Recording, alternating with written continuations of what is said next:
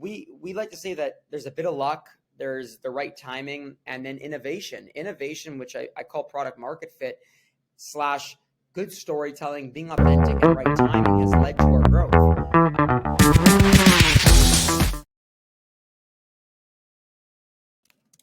Hey everyone, welcome to a new episode of The Influence Factor by the Influencer Marketing Factory. I'm Alessandro, I'm the co-founder of the agency, and today with me we have Jake Karls, that is the co-founder of Middaysquares. Welcome to the show.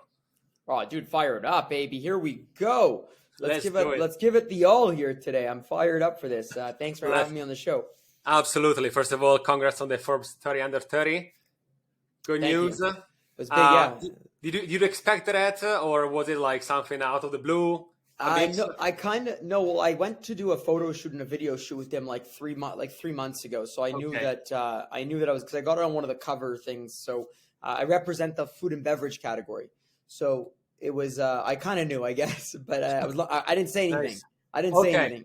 So it was still kind of cool to see that, right? Like you imagined something, but then when you saw it there, it was like, it was big. Once I saw it, I was like, all the people were going crazy, thousands of messages, all these posts, hundreds of thousands of views, all this kind of crazy stuff. So it blew up, but I was like, wow, I'm coming off the week of it was like a dopamine week where it was just like so much attention. And now it's like slow, it's coming down.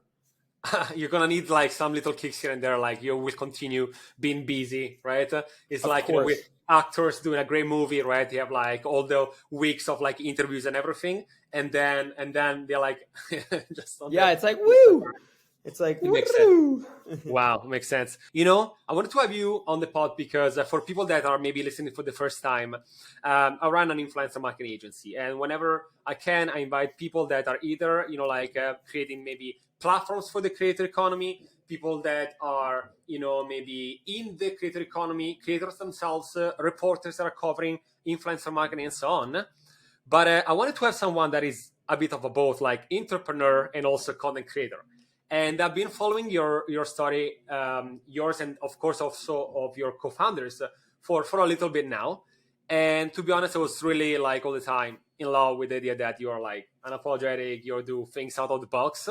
And so I was like, when I saw the news that you guys were getting into Targets and other like big, distribution channels, I was like, okay, I think it's time to get the story. So first of all, let's get started with that. Who are you, and how the heck do you even started with another couple of people like a chocolate? Because for me, it's like, how do you even start? Like, do you start in your kitchen? You do a little bit of test, and then boom, things like, well, how do you start it? Yeah, dude. First of all, my business partners are my sister and my brother-in-law. So we are a family business, but we didn't go into business because we're family. We went into business because we complement each other's skill set. But my sister was making this chocolate snack for her husband, my brother-in-law, for many years now. But it was a hobby. It was just because he wanted an alternative to the typical chocolate bar and something that was healthier, better for you, that still tasted good, but didn't make you feel like, shitty or like nauseous or bloated. And she was making this for a long time. And then finally, they stumbled upon a report. Basically, a big conglomerate in the food space had a report that came out that showed that real chocolate was growing at like 40+% year over year, so darker chocolate, and that vegan proteins were also growing at like 30+% year over year. And then it clicked to my brother-in-law's head. Oh my God, Leslie, my sister, his wife, was making a baby of these two massive growth categories naturally with this product that they're making at their home. And that's when we decided, they reached out to me. They're like, hey, we got this amazing chocolate bar. It's backed by data. It's going to blow up.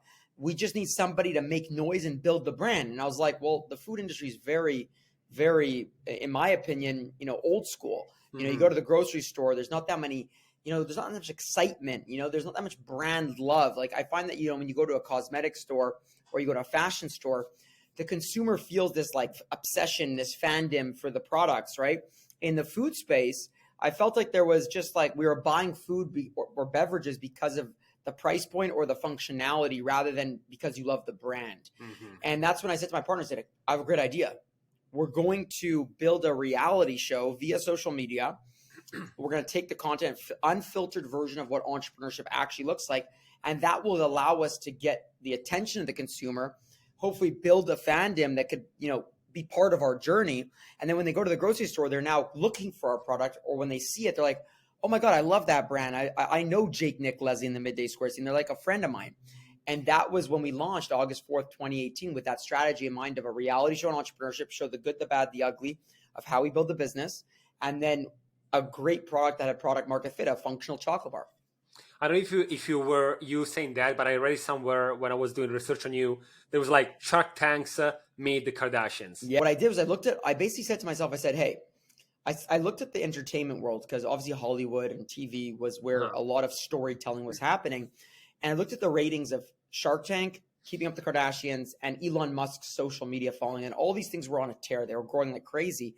So I said, why don't we take what people like about the Kardashians, the drama, bring that to the business? I said, why don't we take what people love about Shark Tank? They like the idea of entrepreneurship. They want to know more about the entrepreneur, him or her. They want to know more about them, right? Yeah. So I said, what if we just show behind the curtain of how we build the business? That's depth of entrepreneurship. So people are curious, not just about product, but about who you are, what you stand for, what's going on. And then you look at Elon Musk, people love him or hate him because he's unapologetically himself and he doesn't look like a typical executive or CEO. And I said to my partner, I said, we're not normal people, we're whack jobs. What if we showed our personalities of truly who we are? There'll be people that like that side of us, which will then bring them to the brand, kind of acting like a rock band. And then that's how we did it. We just said, we're going to take these three massive things and make a baby with them and then just launch. It makes sense. I mean, like in one of our other episodes, we talk about that majority of brand companies tomorrow, they're going to become media companies, right? Some of them are doing already that. You're totally right. You don't want just to be in love with the product. You want to have a face, right? Like you connect more with another face, especially with influencers and content creators, that with a corporation that maybe it's behind a logo, right? And I also saw you like in some of the videos when I was doing my research that you really hype the people there, right? Maybe they expect to be in a conference. Usually it's a bit boring. You mostly sit down. You were making them like dance, right? And right?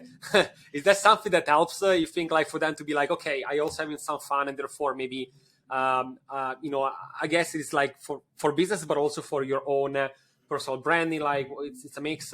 Yeah, for sure. So when I get people dancing and loud and crazy and hype them up before a conference, at their offices, whatever it is, at a university, the reason why I do it is because it's true to who I am. I love dancing. I love spreading positivity, and I love making people feel something deeply inside. And my goal in life is to show people that you could win in business by being truly unapologetically yourself. That is your best version. And when you embrace that, your authenticity strikes people. It brings people around you. They want to be associated. So these dancings and things like that it's authentic to who I am. And when I do it, it comes off as very authentic. So people are like, oh, I want to be part of this. I'm having fun with this. And then they want to buy the product because they want to support the brand and myself. So yeah, it's a thing that happens all the time, more than once or twice a week, minimum. Wow.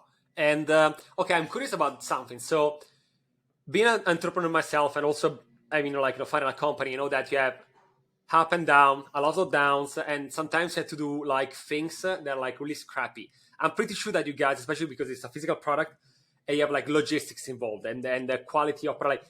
But what is the scrappiest thing that you have to do while building? Like, is there something that for you was either the scrappiest or either maybe something that you realize now that was like needed that you didn't know maybe, but if you didn't do that, it wouldn't be at this point, maybe a tipping point or something like that? I definitely think that, we're a food business, and typically in food, a lot of brands don't own their manufacturing process. So basically what they do is they send out their ingredients to a third party, and the third party makes the product and they scale it for you. For us, we went to 26, the best co-manufacturers, they call them, and not one of them was able to make our product. So the hardest thing we had to do, or the most, scrappy at the time, was build our own facility out of thin air. There was nothing existing that could scale Middaysquares as our product. We had to go figure out how to do that. So we made a lot of scrappy decisions, 3.5 years of building a facility. Finally, it's operating and it's automated, but it took 3.5 years, and it's necessary for us because that allows us to continue to create these innovation where we're not just another Me Too product of something else, because every co-manufacturer makes everyone's products. So they know how to make everyone's products, and they're just rinse and repeat because they're not buying new machinery. They're using the exact same machines that make the other products. It's just maybe a different flavor, a different ingredient. For us, we're like, we need to control that whole process. It's been the biggest headache. It's been the hardest thing. It's cost the most amount of money, and it's become the most scrappiest thing. But in the end, it's what will be one of our most valuable assets down the line. Totally. Yeah, it's like a lot of people sometimes don't understand the importance of owning some of the part of the process. Like, people are producing things, and then they also, let's say, build their own distribution. They save a lot of margins. They own it. They can choose whatever, and then they have control all over the funnel, right, and all the different processes. So that makes totally sense. And so we said that before a bit. Maybe you have some numbers to share with us, but the food industry, it's massive, and specifically also like the chocolate business. It's, as you said before, it has hundreds, if not thousands of years. Like if you look at, historically speaking, right? The chocolate has been there. Not really for thousands of years, because we know coming from the city and everything, but like we know what happened there, right? So we're talking about a lot of history there. And what does it mean? What did it mean, like, to, or still now, trying to disrupt like an industry that is so competitive? So what has been your journey so far? Did you find certain steps that you can get back, like, be like, okay, we did this, that, like, was it strategic from day one, or was it like, let's go with the flow, or a combination? Hey, quick break. This podcast is hosted by the Influencer Marketing Factory. We are an influencer marketing agency that helps brands and companies engage with Gen Z and millennials on social media. We take care of influencer identification, storytelling, creativity, negotiation, contracting, campaign management, ROI analysis, in-depth reporting, content boosting, and much, much more. Are you interested in learning more? You can find us at theinfluencermarketingfactory.com, or you can Google the Influencer Marketing Factory. It's been a combination of the two. Everything is methodically done in terms of data driven on where we need to be, where our products need to be merchandised, and like what cities we need to go to. But in the end, the flow is natural. Over time, especially if you're a retail brand where you do a lot of your business at retail, it doesn't just pop right away. It takes time to build it, right? So you got to do these strategies, these methods that will work over time. It's not just a one-time thing and boom. No, you have to have the right promo planning. You have to have the right, marketing strategies. You have to have the right merchandise where you put the product. The right logistical support. But yeah, no, everything's been methodical, man, and I like to say we're a data-driven company, where every decision that we do is coming from a standpoint of data and not just guess and check. And yeah, that's worked for us to date, and we hope that it continues to work like that, because data is really, if properly organized and properly analyzed, it really is powerful. And what is it? So now that you're telling me about, like, this behind the scene that is like really, methodic, and you have like data driven type of approach. Again, people from outside, maybe they see you, right? They see that you're like energetic, so passionate about things. You have certain like character, right? That's different from others. But then behind the scene, there is a lot of work. What is maybe one thing or a couple of things that people don't really know that is behind the scene that is either like crucial, because again, maybe they see chocolate, but behind that there is spreadsheets, logistics, tracking numbers.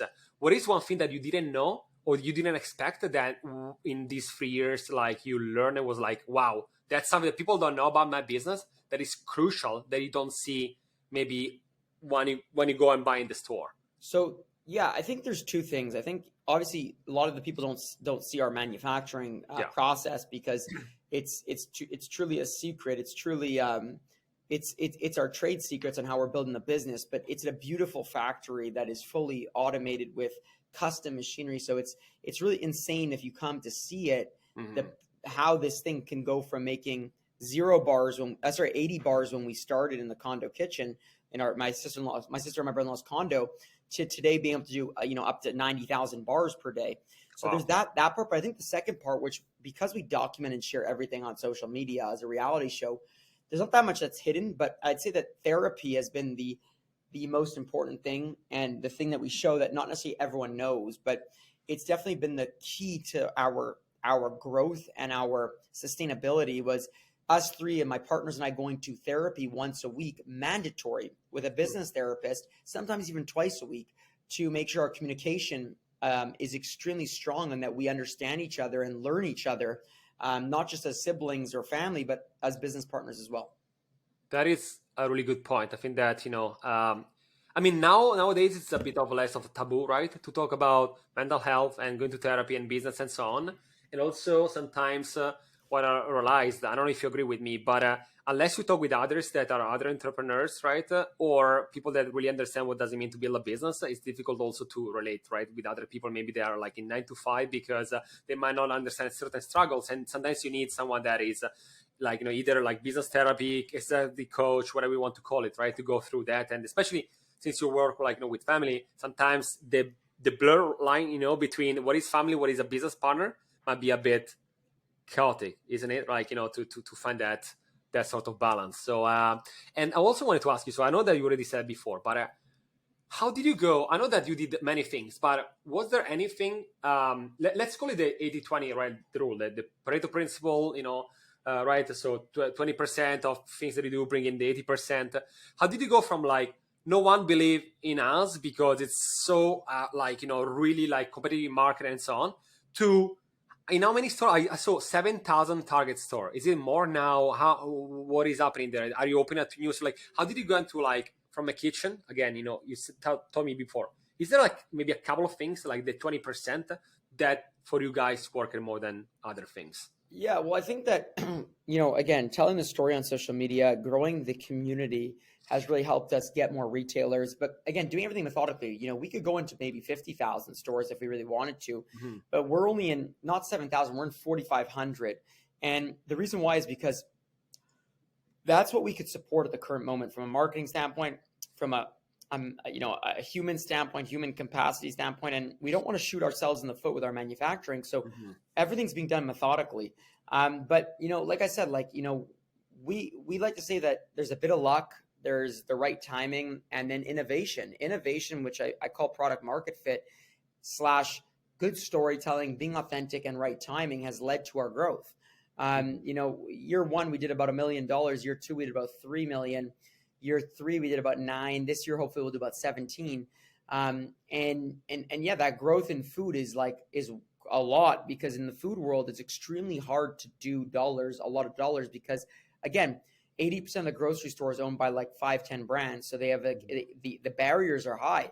So when you're doing $10+ million, you're in a whole other ball game, where a lot of other businesses, where if you're at 10 or 50 or whatever, it's not as much as doing, let's say 10 in food. 10 in food is extremely difficult to get to. Yeah, I can imagine like the 0 to 10, and then usually it's right, tells, right, because people start knowing you. And I don't want to say there is a snowball effect, but many people say that 0 to 1 most difficult, 1 to 10, and then many people say like for the 100 million to the 1 billion is the easiest part usually. I don't know if that's true. I'm not there yet, but something also that I wanted to ask you, since now we're talking about also getting to those numbers. Let's talk numbers, right? Because again, a lot of people, they usually just see the final product, but I think that might be interesting for either marketers, other entrepreneurs out there, or people that want to learn more about what is behind the scene. Let's talk about pricing for something like a product like yours, right? How do you even get out with the pricing? Is it mostly comparison with what it is in the market? Do you run feedback and surveys with your audience before? I also saw that sometimes your type of products, I don't know if you are doing that, but some of them competitors, they, instead of just selling the one-off, they go with bundles, they do different flavors together.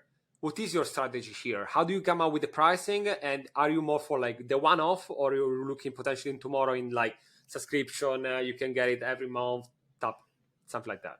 I think that our pricing, we did it by basically reverse engineering what we believed we needed. So we knew that we wanted to be under $3 because we want it to be for everyone, not just the premium customer, but for everyone around North America or globally one day. So what we did is we said, what do we need to take into account? And then we looked at our supply chain and said, these are the costs of the supply chain. This is the cost of a distributor that if we were to sell to our distributors, because you sell to a third party, then they sell to the retailer. And then you have brokers, so you have sales reps, then you take that into account. So that's what led us to the $2.49 per bar price point, which made sense for us. And then as scale happened, we could hit a margin that we believed we could hit that will keep us a sustainable, well-growing business, well-oiled business. That being said, we want customers buying more than one at a time. We want them buying 2 or 3 bars. So we try to bundle them a little bit like that to grab more volume from the customer and more value for them. Got it. Are you finding that now there is like is there like one that is like the go-to, and then people like is it like something that like one flavor that the people are like you're like well known for that one and then they start exploring, or it is you're well known mostly for the brand and yourself, or is it like one product that is the winner so far? Right now, the winner's our peanut butter flavor. It's winning a lot, but we just launched a cookie dough on pre-sale yesterday, actually, and that's about to hit the stores within the month. That will be, I believe, our number one, and it's very nostalgic. It tastes exactly like raw cookie dough, but it's healthy for you. But yeah, we focus on, again, where the consumers, what they want. And then how do we build some sort of functional chocolate bar around that? You know, is it the flavor profiles they want? Is it the textures they want? Is it the, type of ingredients they want? And we play with our R&D team to figure those out.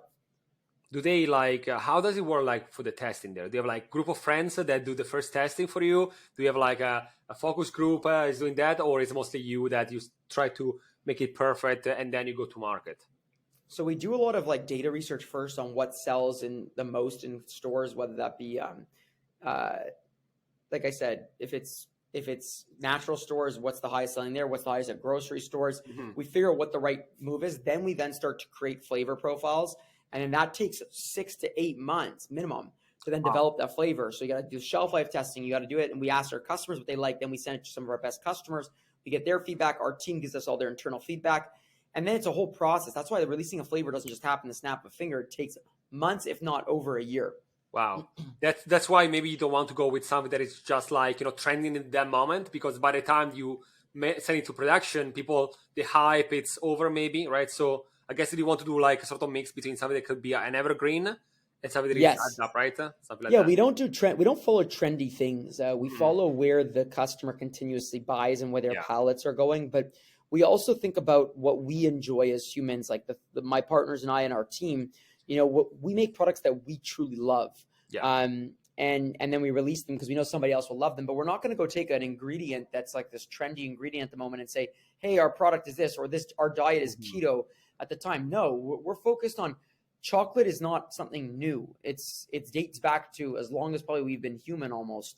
And that is a love language across the world. So we don't have that much education necessarily with it, but we learned how to make it a new version of what we look at as a chocolate bar today. We took all the commonalities and made them basically better for you and still tasting good. So we didn't have to educate or do all this stuff. We played with an old industry that was huge in space, saturated, and we built a new innovation within it.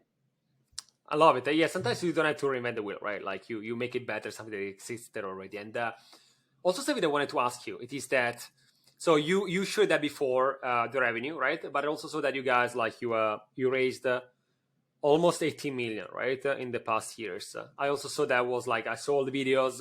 It was a bit painful, right? And there is also understandable. A lot of people think that you just do like that and you get the money. No, there is a lot of bureaucracy and a lot of conversation, and things can go wrong at the last minute sometimes. But you were still able to close them. First of all, how does it feel to finally got the money to grow? And two, if you can share that with me, how are you spending them? Is it mostly marketing? Is it content production? It is or owning even more spaces for logistics? What is it? Yeah, so I'd say that the money, it was really painful journey, but I think building out loud and being loud on social media has really helped us find the right investors that believe in us and has aligned us with that. But I think that the money, it was a really great feeling, obviously getting the money, but the money was already, we budgeted where it would have to go. So a lot of the time it went into talent, it went into, into the innovation of the R&D, and some of it went into scaling the actual operational aspect, but the rest is going into the growth. It's growing the business. How do we win more at retail? How do we win more online? How do we, build out the right talent teams to get us to those zones? And it's all allocated, right? It's not just guess and check. It's this strategic. When we submit when we get our investors, we submit where the budget's going and how it's being spent, not just recklessly spend on anything. No, we're not going to just buy 1,000 billboards in New York Square, Times Square. Sorry, we're literally strategically growing the business. We don't want to go necessarily so crazy because then you shoot yourself in the foot, but we're just building. And the key is to get to profitability as quick as we can at this point. And what is your goal? Because I read it somewhere that you want to become again, the next 9 digits, type of company. Is it what is the number there? Is it the 1 billion company? Is it more? Is it less? What is the number that you have in mind? We really want to build a new version of what a chocolate large company would look like. And I don't know when we're going to be there. I don't know. We're on our way to there, but it's going to take a long time. And we always tell people, hopefully we'll be around for the next 50 plus years as a legacy brand. And the only way to do that is to build very good infrastructure, very foundationally strong businesses, not just pump and dumps. And I've nothing against people that build companies and sell it. Kudos to them. That's an amazing thing. But for us right now, we're focused on, we want to get to 100 million in revenue with a very strong brand, and then see what's next after that. That could be, going public. That could be selling the company. That could be continuing to grow it to 500 million. We don't know. There's no vision. The only vision we have clear is build this to look like a new version of one of those chocolate conglomerates. Do you think that you will also open up to sub products there, or is going to be still chocolate something that you eat? Because again, you said you're doing that also because of the passion of the product, right? And you want to do something that you love. So do you ever envision also to do again sub products that could be similar, or is the focus still going to be on the chocolate with your own production, your own what is the vision there? Yeah, no, we want to be a chocolate company. So we create better for you chocolate snacks that are functional, that tasty. And again, it could go into other lines after. We don't know yet, but we have a clear path, like I said, to 100 million with the current line. Got it. And I know that I asked you before, and then before I then of course open up to your things that you might add that I didn't ask you. You told me the things to do, right? More or less the do's, right? That can help. What are some of the don'ts that you learn your way and you might share with others that want to start also a company, or they want maybe to go from as we said before, from the not the 0 to 1, but the 1 to 10 and 10 plus? I think you got to block out the noise around you. There's a lot of noise, and yard sticking and listening to everyone will get you nowhere. That's just your ego playing with you. I think that's one. I think another thing is don't discount therapy. Therapy is very powerful. Relationships are tough and they just get harder and harder. So you might as well be proactive, not reactive to that. And that's the two things I would say are extremely important to growing a successful, sustainable business. Is there also anything else I wanted to ask you? A couple of things. One, if I didn't ask you something that you think might be beneficial for the audience to know, could be about you, could be about the company. And the second also after that is that if you were not working on this company, is there any other could be macro topic that either you would like to work on or something that you would like to do on the side? Some people are into AI, some other people so first of all, anything that I didn't ask you that I think might be, again, beneficial. And then second one is what is for you something super interesting that is happening lately? I think something you didn't ask is if you actually do want to find our products like Target, Whole Foods, Sprouts, any of these stores, or on our website, our product's located in the refrigerator. It's not located where the typical bars are because our product doesn't use preservatives or additives. So, we're not based where the typical chocolate bars would be. We're in a completely new category, new section of the grocery store in the refrigerators. Other than that, I think, one thing I can give as a piece of advice to any entrepreneur or anyone in business or anything is step into zones of discomfort. That's where the magic is really made. That's where the serendipity happens. That's where doors get opened.